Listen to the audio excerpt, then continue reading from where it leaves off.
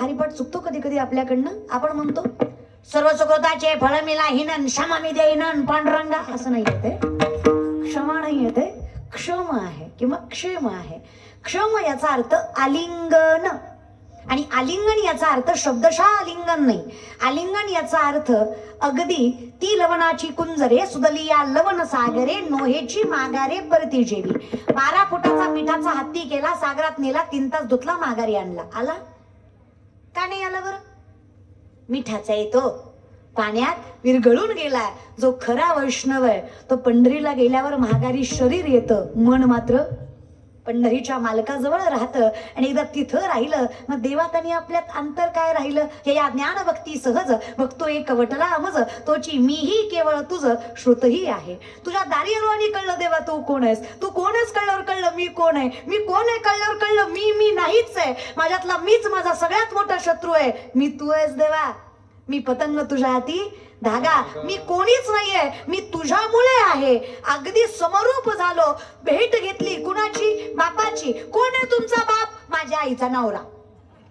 अहो तसंच असतं की महाराज? तसं नाही हो. माझी जी माय आहे ना रखमाई, रखमाई, माझी जी माय आहे ना रखमाई, तिचा जो वर आहे ना, वर म्हणजे नवरा, जी माझी माय रखमाई तिचा जो वर आहे तो माझा. तुम्हाला कन्फ्युजन नको म्हणून सांगतोय, तो बाप आहे माझा. अहो मी त्याला भेटलो, लोक म्हणतात काय फळ दिलं? देवानं मला देव केलं. अजून काय फळ द्यावं? इतकं पदरात टाकलं. पण कुठं गेल्यावर? पंढरीला गेल्यावर काय मिळालं? मागचं पुढचं सर्व सुकृताचे लाहीन याचा अर्थ आनंद घेईन. आणि पंढरीत का आनंद, इतका आनंद मला तरी कुठे अजून सापडला नाहीये. हे माऊलींचं मत आहे. अर्थात सगळं काही मला मिळणार आहे, फक्त मला वाट पंढरीची दिसावी, मला मिठी जगाच्या मालकाची मिळावी. मग त्याच्यात आणि माझ्यात काही अंतरच राहत नाही विठ्ठला.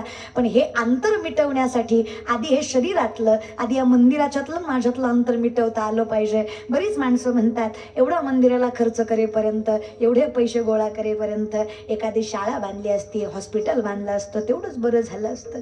लोकांचा विषय लोक या जगात देवाला मानणारा मूर्ख आहे आणि देवाला न मानणारा शहाणा आहे. जग खूप खतरनाक आहे माऊली. ही 4 पुस्तकं जास्त शिकली ना माणसं, ती संप्रदायाला मागे टाकायचा प्रयत्न करतात. त्यांना वाटतं हे आम्हाला सांगतात आहे, I don't believe in God.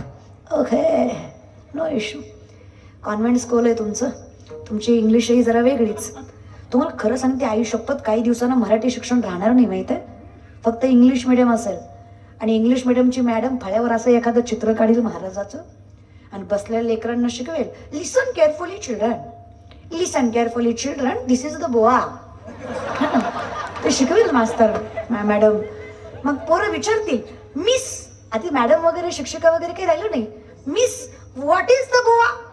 तर मग ती मॅडम सांगेल मेनी इयर्स ॲगो असायचं, फेटा बांधायचा, कंबर बांधायचा, इट्ठल इट्ठल म्हणायचा, दॅट इज द गोवा. मग मॅडम विचारतील मिस आजकाल दिसत नाही. मग मॅडम सांगेल लाईक डायनासॉर. तो डायनासॉर जसा नामशेष झाला, बुवा बघा भेटायचं नाही की दिवशी तुम्हाला महाराज. तुम्ही नको बरं का. तुम्हाला आई शपथ सांगते त्या पांडुरंगानं माझं ऐकावं, मी अख्खा महाराष्ट्र सुधरवीन. फक्त पांडुरंगानं पावसाचं खतं या पट्ट्याच्या हातात द्यावं. तुम्हाला म्हणून सांगते बोराटे वस्तीकर, ज्याच्या गळ्यात माळ त्याच्याच वावरात पाऊस. जे खात आहे त्याच्या बांधाला टुबुक सुद्धा पुढे देणार नाही पट्ट्या. जे सोमवारी खात आहे त्याचं जळलं पाहिजे आणि जी एकादश करते त्याचं फुललं पाहिजे महाराजासारखा.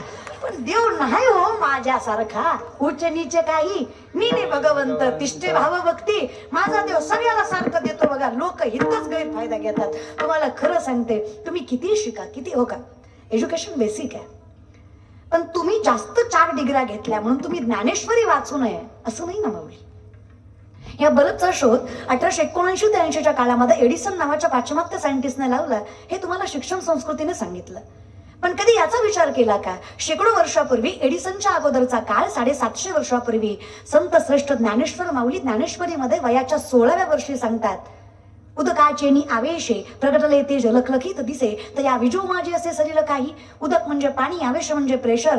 पाण्याच्या दबावाने वीज निर्मिती होणार हे 16 वर्षाच्या ज्ञानेश्वर माऊलींनी 750 वर्षापूर्वी ज्ञानेश्वरीमध्ये सांगितलं. हे विज्ञानही आमच्या पदरात पडायला पाहिजे होतं. तुझेनी सांडसे खंडी जपय पाणी राज हंसे तुझं ज्ञान विज्ञान तैसे वाटोणी देऊ. आम्ही तुम्हाला सांगू खरं काय आणि खोटं काय, पण विषय तिथेच आला ना. पुन्हा माणूस मान्य करायला तयार नाही, कारण पाठीमागचं प्रारब्ध कमी पडतंय. पाठीमागचं पुढचं सगळं एकत्रित करतो देवा आणि तुझ्या वाटेकडे चालतो बघ. खूप ताकद आहे. काय वाटतं तुम्हाला? हजारो वर्षापूर्वी तुळशीदासांनी जमिनीपासून सूर्यापर्यंतचं अंतर हनुमान चालीसेमध्ये सांगितलं. हेही लक्षात घ्या ना. जो शस्त्र जो जन पर वाहनो लिल्यो ताही मधुर फल जानो प्रभु मुद्रिका मिलिम कमाही जल गई नाज गई अजर जनाय दुर्गम काज जगत गे जेते सुगमानुग्रह तुम्हारे ते राम तुम्हारे तुमर कवारे होत ना दुनिया बिन पैसा सब सुख लीली तुम्हारी शरणा तुम रक्षता हो गोडना आप तेज समारो मात्र तीन लोक हक देगा भूत पिशाच निकट नहीं आवे महावीर जब नाम सुना नासे रोग हरे सब पीरा जब जंत हनुमान बलवीर जय जय जय हनुमान गोसाई कृपा करो गुरुदेव की ना जो सतवार पाठ कर को ये छूटे बंदी महासभो जो ये पढ़े हनुमान चालीसा हो या सिद्धि साकी गौरी तुलसीदास सदा हरिचे राखी जे ना जळवे माडे. हे पण घ्या ना लक्षात. पवन तनय संकट हरण मंगल मूर्ती रूप.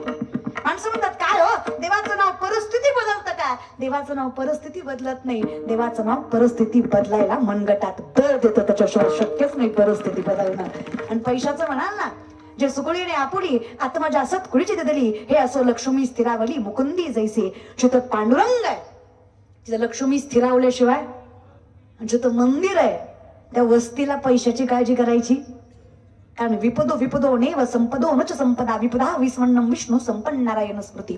विपत्ती म्हणजे विपत्ती नाही, संपत्ती म्हणजे संपत्ती नाही. भगवंताला विसरणं सगळ्यात मोठी विपत्ती आहे. भगवंताला मनात साठवता येणं सगळ्यात मोठी संपत्ती आहे. ज्याला जगता आली तो धनवान आहे.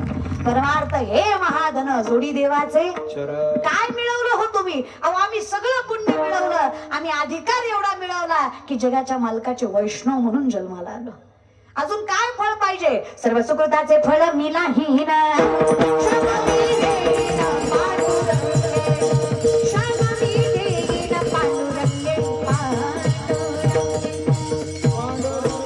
त्याला भेटायला गेलो. लोक म्हणली देवानं काय दिलं? अहो देवानं मला देव केलं. आपल्या सेवेसाठी नाहीये बरं का ते. आपल्या सेवेसाठी करणी ठेला कसं असेल? देव सेवेसाठी ठेला का? संसाठी, आपल्या संसाठी करोनी. सौ याचा अर्थ सारखं. देवाकडं गेलं, देवानं देवा सारखं केलं. येतंय लक्षात? इतकं देवानं दिलं. कशामुळं? जाईन गे माय. आम्ही फक्त त्याच्या वाटेवर चाललो, त्याचं मुखात नाम घेतलं, याच्या पलीकडे काहीच विचार करा. निस्त्या मुखात नामाने एवढे पुण्यवान होत आहे. आज एवढं देखणं मंदिर बांधलंय तुम्ही, एवढा सुंदर सभा मंडप आहे. भगवान श्रीकृष्णाचं ज्ञानोबा तुकोबांचं अधिष्ठान आहे. माऊली एका मंदिराने पिढ्यानं पिढ्या काय घेऊन बसलात, कुळं काय घेऊन बसलात. व्यासपीठावर सांगते, याच मंदिराच्या निष्ठेवर आणि श्रद्धेवर चंद्र सूर्य तोपर्यंत या बोराटे वस्तीचं नाव अखंडितपणे राहणार हा विश्वास आम्ही तुम्हाला देतो. 48 पिढ्या 57 पिढ्या हे शास्त्र झालं रे, पण ताकद खूप आहे या मंदिरात. देवाची द्वारी उभा. अहो 4 मुक्त्या साधायची गरज पडत नाही जो वैष्णव दारात आहे. अभंग माऊलींचे थोडे किचकट आहेत. 4 मुक्त्या साधतात असं नाही, 4 मुक्त्या साधायची गरजच पडत नाही. जागेवर मोक्ष आहे. तुम्ही बघता या मंदिराच्या दारात किती थांबायचंय? क्षणभर थांबायचंय, एक क्षण थांबायचंय. नाही जमलीये तुम्हाला कार्तिकी, पडा ना माऊलींच्या चरणावर मस्तक ठेवा. नाही जमलंय तुम्हाला महाशिवरात्र, पिंड आहे. नाही जमली तुम्हाला गोकुळाष्टमी, कृष्ण मंदिर आहे. नाही जमली तुकाराम बीज, तुकोबर आहे. घ्याल माऊली, धर्माला जपा. विनंती आहे माझी. कोणी 4 शब्द बोलले म्हणून लगेच त्याच्यात भाळत जाऊ नका. कोणतरी हिरो आला, त्याने म्हटलं की बाबा मंदिराच्या ऐवजी बाकीकडे खर्च करा, पिंडीवर कुठे दूध ओतता, गरीबाला द्या. अरे जो सांगताय त्याची लायकी बघत जा आधी. आपल्या पोरीच्या वयाच्या हिरोईन सोबत काम करणारे नालायक माणसंही तुम्हाला ज्ञानोबा तुकोबा शिकवणार आहेत का? तुम्हाला रामकृष्ण शिकवणार आहेत? आणि तुम्ही असल्या माणसाकडनं रामकृष्ण ऐकायचा का? चुकीचे आदर्श मानू नका. कुठेतरी एक वेब सिरीज निघावी, कोणीतरी म्हणावं नाही बाबा काय गरज आहे. नका रे बाबांनो, अनुभव घ्या या गोष्टीचा. नाही कळली ज्ञानेश्वरी तरी वाचा. तुम्हाला ज्ञानेश्वरी नाही कळली तरी चालेल, ज्ञानेश्वरीला तुम्ही कळलात, तुमच्या जीवनाचं कल्याणच आहे. फक्त ज्ञानवांना कळू द्या, लेकरू माझं आहे, याचा अनुभव घ्या ना एकदा कधीतरी. खूप सामर्थ्यवंत मंदिर बांधलंय दादा. माझं भाग्य मला इथे सेवा करण्याची संधी आहे. आमच्या सागर महाराजांमुळे मी अधिकरणे त्यांना ज्येष्ठ बंधूच्या ठिकाणी ठेवते. आणि ही सगळीच माणसं ही जी असतील ना, आमचे विशाल महाराज असतील, आमचे हे संसर्ष विशाल महाराज असतील, विशाल महाराज जाधव, विशाल महाराज दराडे, आमचे सागर महाराज, आमचे सामर्थ आणि हरिभाऊ महाराज, ही सगळी जी अमोल महाराज, ही जी मंडळी आहेत ना, विषय वेगळा आहे हो. मला सागर महाराजांचा एकच गोष्टीविषयी कौतुक आहे. पश्चिम महाराष्ट्रातलं सगळ्यात श्रेष्ठ आणि नामवंत नाव आहे, पण सगळ्यात वैभवशाली नाव असून सुद्धा सगळ्या कीर्तनकारात नम्र असणारं व्यक्तिमत्व सागर महाराज. वैभव सगळ्यालाच मिळतं, पण त्याला टिकवायचं कसं हे प्रत्येकाला जमत नाही बरं का. देव देतोच की, कोणाला कमी केलं देवाने, सगळ्यांनाच दिलंय, पण ते दिलंय याची जाणीव सगळ्यांना नाही राखता आली आहे. मला देवाने दिलंय याची जाणीव म्हणजे बोराटी वस्तीतलं हे मंदिर आहे, की मला त्याने दिलंय, मी त्याच्यासाठी करतोय. खूप निष्ठावंत असणारं व्यक्तिमत्व आहे दादा. मी माझा मोठा भाऊ म्हणायचं कारणच एवढं आहे, चांगल्या काळात कुणी साथ दे तरी, पण वाईट काळात जो साथ देतो ना, तोच रक्ताच्या नात्यापेक्षा श्रेष्ठ नातं सांभाळणारा असतो. आणि ते नातं त्यांनी सांभाळलं. फक्त मानायचं बहीण म्हणून करायचं ह्या म्हणायला सगळेच म्हणतात, आमच्या मोठ्या बहिणीसारखी, लहान बहिणीसारखी, पण वाईट वेळ आली ना, माझी तिची काही ओळख नाही, सहज फोटो काढला होता, आणि प्रसिद्धी आली ना, ताई फोटो असे सगळेच आहेत रे.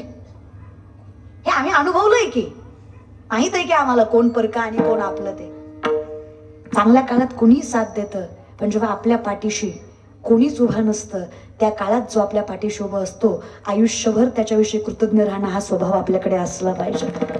आणि तो स्वभाव त्या माणसाकडे. सागर महाराजांचं कौतुक याच गोष्टीसाठी आहे. अख्खा महाराष्ट्र पिंजून काढला त्या माणसाने, पण नम्रता आपल्या आयुष्यातली, आपली कृतज्ञता कधी सोडली नाही, आपल्या स्वभावातला निष्ठावंतपणा कधी सोडला नाही. हा विषय कसा असतो ना, आज वेल एज्युकेटेड व्यक्तिमत्व आहे, स्वतः शिक्षकाच्या पदावर सामर्थ्यवंत राहू शकते असते, राहिले असते,